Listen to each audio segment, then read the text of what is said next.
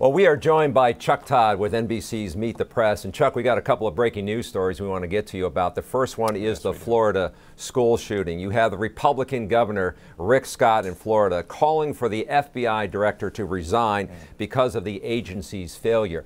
How will this play out in the politics of this, given that people are talking about gun control, mental health, now this?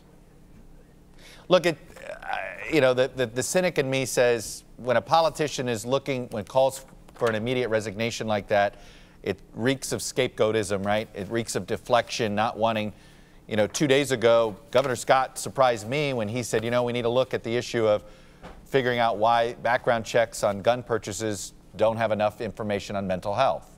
So he came across as potentially doing something that would have had him crossing a bit the NRA agenda. And then now we get the news about the FBI failing to follow up on a tip, and it's a rush to, make the FBI director resign.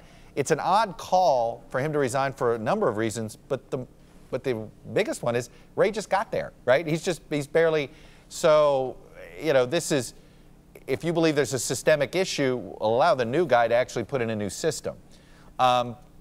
So that part of it feels as if it's a way to try to deflect and avoid a gun conversation rather than confront it, which Governor Scott looked like he wanted to do 2 days ago. The other big breaking news story today is 13 Russians named in the first indictment tied directly to Moscow's meddling in the race for the White House. President Trump saying no collusion here. How does this redefine this ongoing investigation?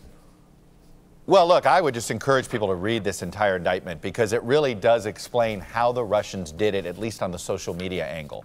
And that's what this indictment is focused on. It's a operation that was very closely tied to Putin. One of the persons indicted, sort of the kingpin of this, is somebody that's been affectionately known as Putin's chef. But he's one of the oligarchs. But he first got on the scene as being a restaurateur and a chef that Putin liked. And he was the guy in charge of the social media operation. But this is just one part of it.